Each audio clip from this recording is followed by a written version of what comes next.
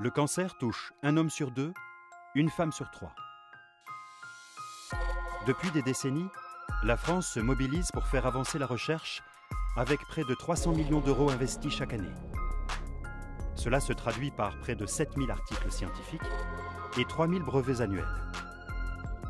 Les découvertes sont réelles, mais ce sont seulement 2 à 3 nouveaux traitements qui sont mis sur le marché. Oui, vous avez bien entendu. 2 à 3 nouveaux traitements par an. Mais pourquoi un tel décalage entre les moyens mis en œuvre et les nouveaux traitements disponibles pour les patients? Il y a 2 raisons principales à cela. La première, c'est que malgré les formidables découvertes déjà réalisées, le cancer est une maladie très complexe, dont il est très difficile d'appréhender à la fois le processus de déclenchement, mais aussi son évolution.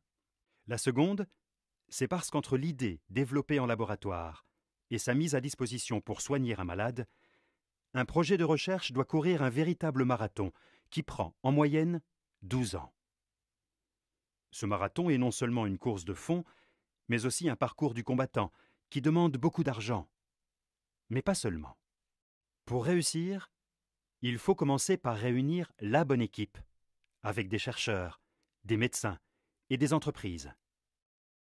Ensuite, il faut passer des étapes de plus en plus difficiles, des obstacles de plus en plus hauts, en réussissant de nombreux tests en laboratoire, puis à l'hôpital. Il faut enfin que des entreprises, elles aussi de plus en plus grandes, développent cette découverte pour qu'elles l'amènent au lit du malade. Chaque obstacle laisse, sur le bord du chemin, de nombreux projets, jugés trop faibles pour continuer. La première étape dans le développement d'un projet de recherche est appelée la preuve du concept. Elle intervient à un moment fatidique et risqué, la sortie du laboratoire. Or, trop souvent, parce qu'ils n'ont pas été menés avec la bonne équipe, ou qu'ils n'ont pas répondu aux bonnes questions, bon nombre de projets s'arrêtent là. Et si la bonne idée faisait partie de ceux-ci?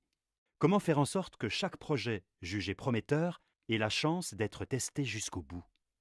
Les acteurs de la cancérologie se mobilisent pour apporter des réponses. Depuis 2003, en France, la synergie de tous est encouragée et les actions sont coordonnées dans les plans cancer nationaux. Les cancéropôles, acteurs de terrain, en sont les relais en région. Leurs missions sont d'accélérer la structuration de la recherche et de mutualiser les forces autour de projets plus nombreux et de meilleure qualité, pour qu'ils grandissent mieux et plus vite. Nous, Cancéropôle Lyon-Auvergne-Rhône-Alpes, nous avons décidé de compléter nos missions et d'agir au plus près des équipes au moment de cette étape clé qu'est la preuve du concept. C'est pourquoi nous avons imaginé et développé, dès 2005, un dispositif d'aide que l'on a appelé « Preuve du concept Clara ». Grâce au soutien des collectivités territoriales et au dynamisme des entreprises partenaires, ce dispositif encourage les chercheurs, les médecins et les entreprises de l'interrégion à travailler ensemble de manière à ce que plus de projets prometteurs aient la chance de faire leurs preuves et de franchir l'étape de la preuve du concept. Depuis 2005, le dispositif Preuve du concept Clara a permis de mobiliser 41,5 millions d'euros autour de 36 projets de recherche innovants impliquant 22 entreprises régionales. Déjà, de nombreux médicaments, outils de diagnostic et robots chirurgicaux ont passé cette étape décisive. Certains soignent déjà des patients.